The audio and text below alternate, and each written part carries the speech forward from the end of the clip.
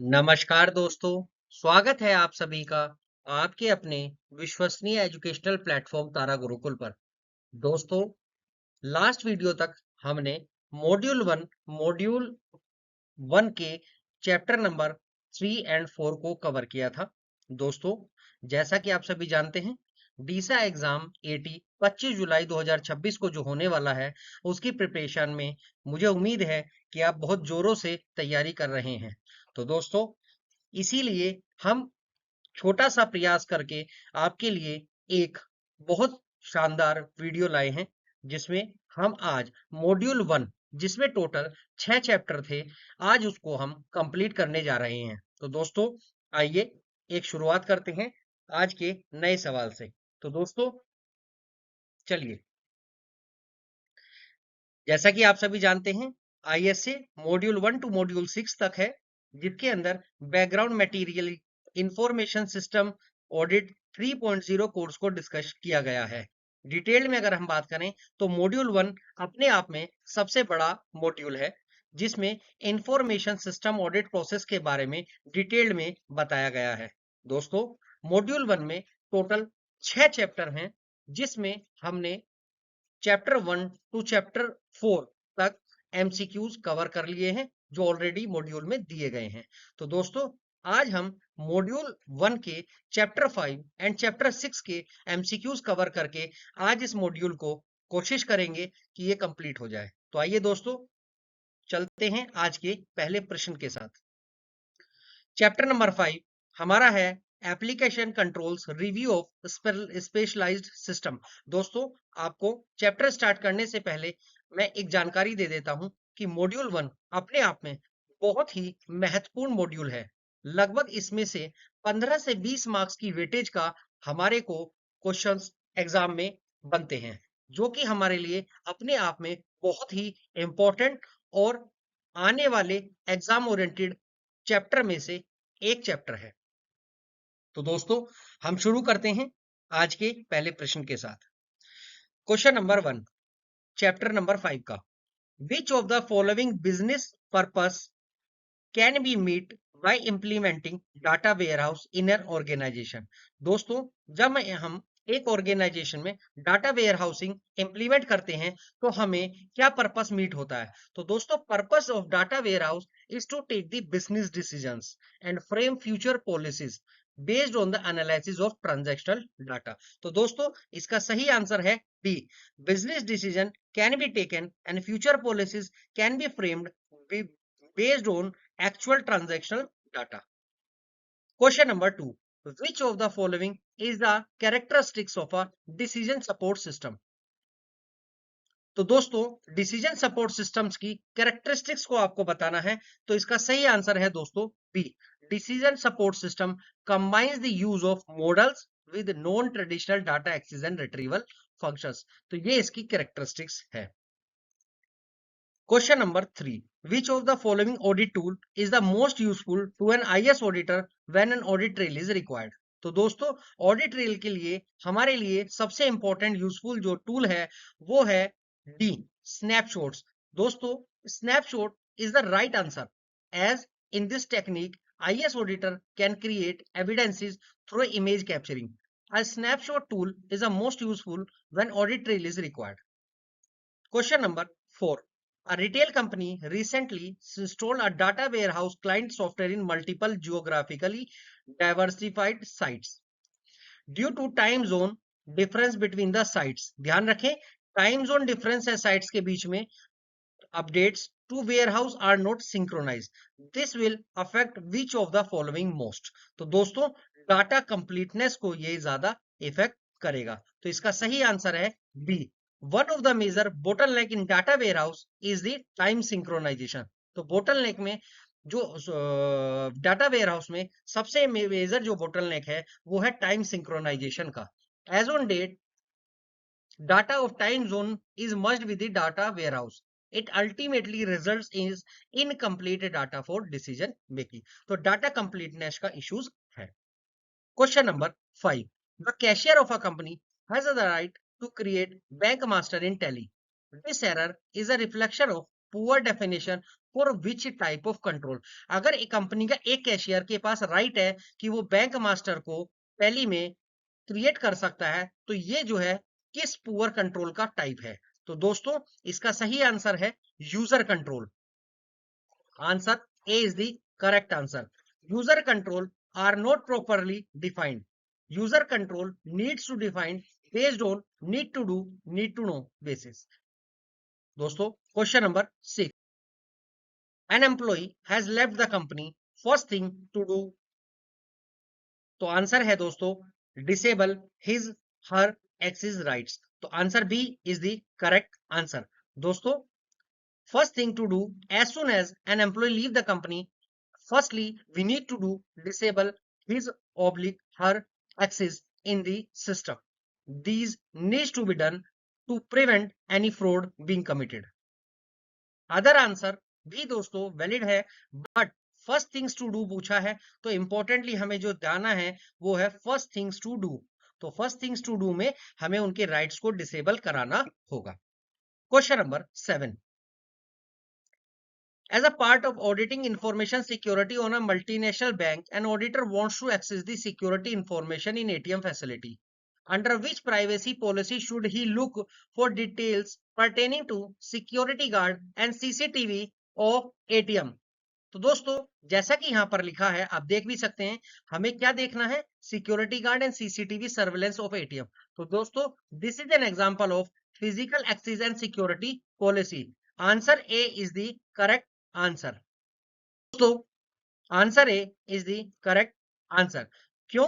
क्योंकि जो physical security describe करती है basically security measures that are design to restrict unauthorise access to facilities. अब फैसिलिटीज क्या है दोस्तों?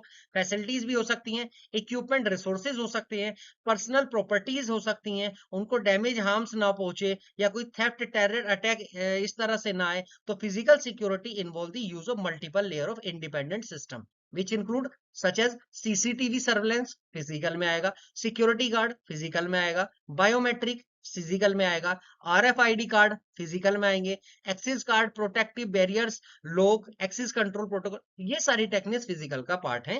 तो दोस्तों answer is the correct answer.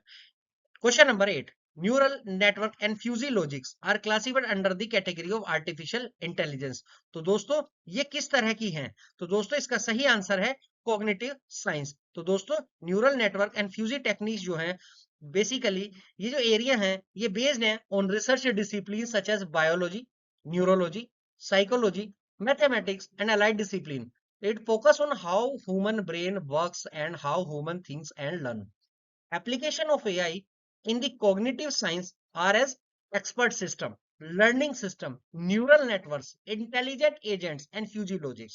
तो दोस्तों इसका जो सही आंसर है वो है A is the correct answer.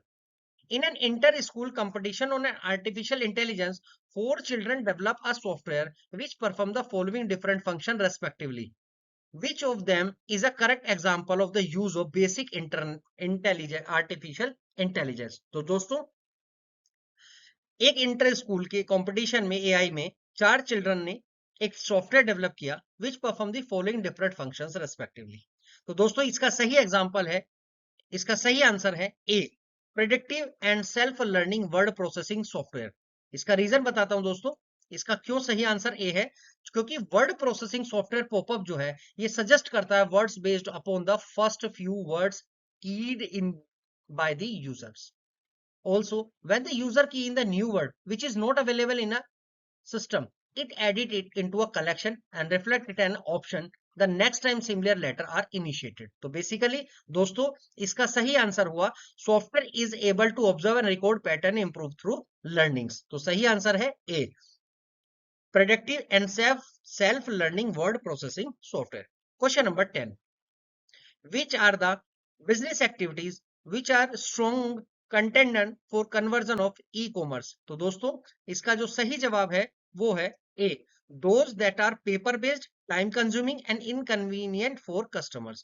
तो इसका जो सही आंसर है दोस्तों वो है ए, क्योंकि maximum mileage can be gained from e-commerce by converting those business activity which are paper based, which are time consuming and inconvenient for customer as indicated in the option A. So correct answer is A. तो आइए दोस्तों, chapter 5 हमने complete किया। अब चलते हैं आगे chapter 6 की ओर। तो दोस्तों, हमारा जो चैप्टर 6 है उसका नाम है आईटी इनेबल्ड एश्योरेंस सर्विसेज। ये भी काफी इंपॉर्टेंट चैप्टर है मॉड्यूल 1 का।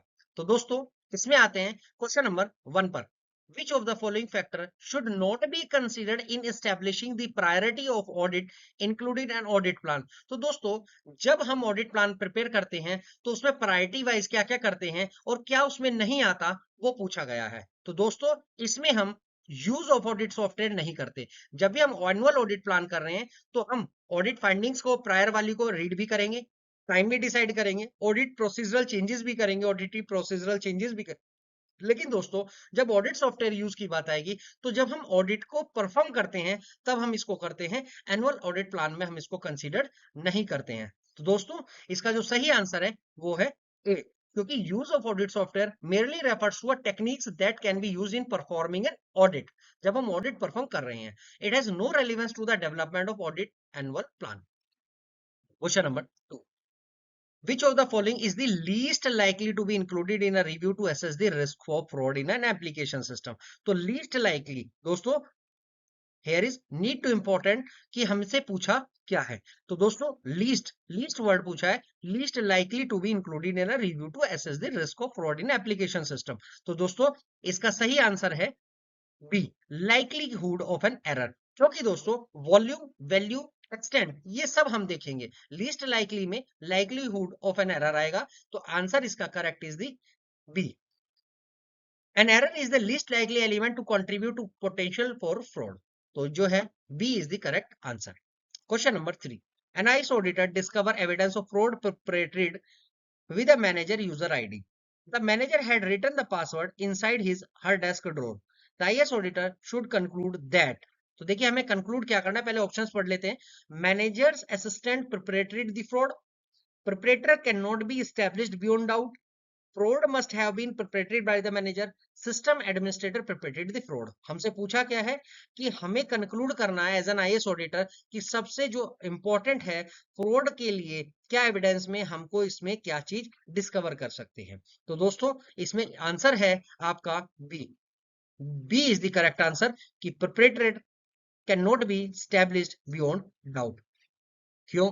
क्योंकि जो पासवर्ड कंट्रोल वीकनेस होती है दोस्तों, उसका मतलब होता है कि any of the other 3 options can be true.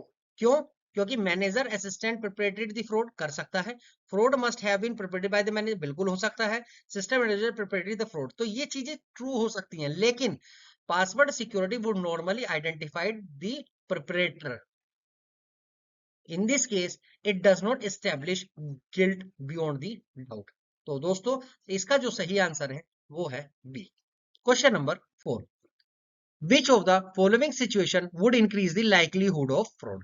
तो कौन सी सिचुएशन इंक्रीज करती है likelihood of the fraud? दोस्तों, मैं आपको इसमें एक बात बताता हूं। हमसे पूछा है एप्लीकेशन प्रोग्राम, जो हमारे अब ऑप्शंस हैं उसमें बताता हूं। Application programmers are implementing changing to production programs. Production program, देखिए इसको पहचानेंगे कैसे। अगर implementing changes to production program है, ये ब्रॉड लेवल का हो जाता है, यानी ये लाइव जो एनवायरनमेंट चल रहा है उसमें चेंजेस की बात है। Changes to test program, changes to batch schedules, changes to data structure. दोस्तों, इसको मैं समझाने की कोशिश करता हूं आपको।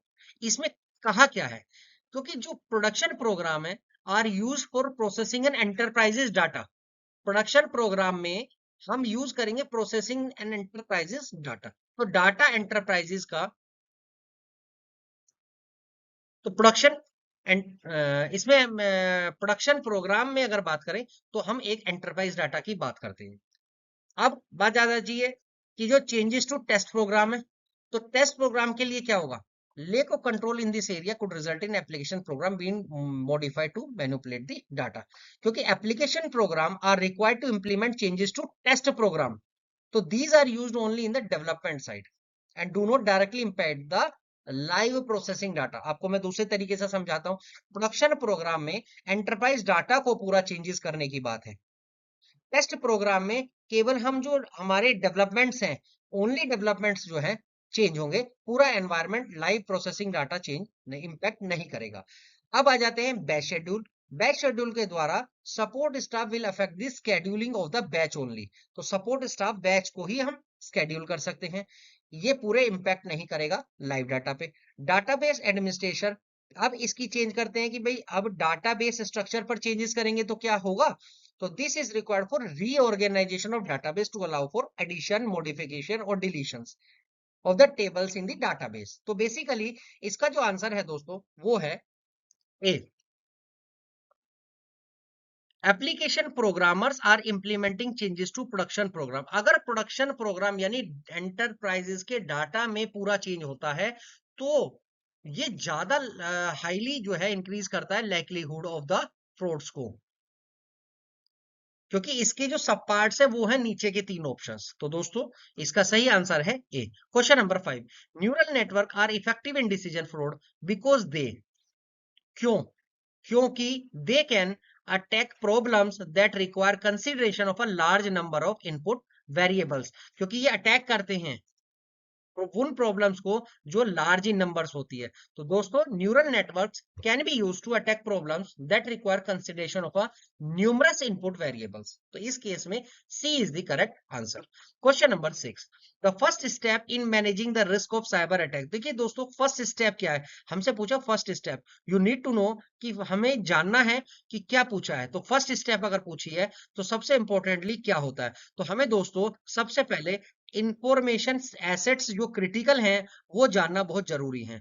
अगर क्रिटिकल इंफॉर्मेशन एसेट्स हमें पता लग जाती हैं तो फिर हम मैनेज करने में आसानी होगी और हम स्टेप बाय स्टेप अपनी स्ट्रेटेजी को डेवलप कर सकते हैं। तो C is the correct answer. The first step in managing the risk is the identification and classification of the critical information assets. Once the asset has been identified, the process move to identification of thread. फिर हम क्या करेंगे, thread निकाल लेंगे, vulnerability निकालेंगे, potential damage वगैरह की calculation हम कर सकते हैं इजीली। अगर हमें इंफॉर्मेशन एसेट क्रिटिकली आइडेंटिफाई नहीं होती तो फिर हम आगे की स्टेप्स को इजीली नहीं कर पाएंगे, जिससे हमारा रिस्क मैनेज नहीं हो पाएगा। दोस्तों question number 7, which of the following refers to imagining of original media in presence of an independent third party. तो दोस्तों इसका सही आंसर है बी, प्रिजर्व। क्यों है? प्रिजर्व जो है बेसिकली एक ऐसी प्रैक्टिस है of retrieving identified information and preserving it as evidence. तो this generally includes the imaging of original media in presence of an independent third party. तो C, B is the correct answer, preserve.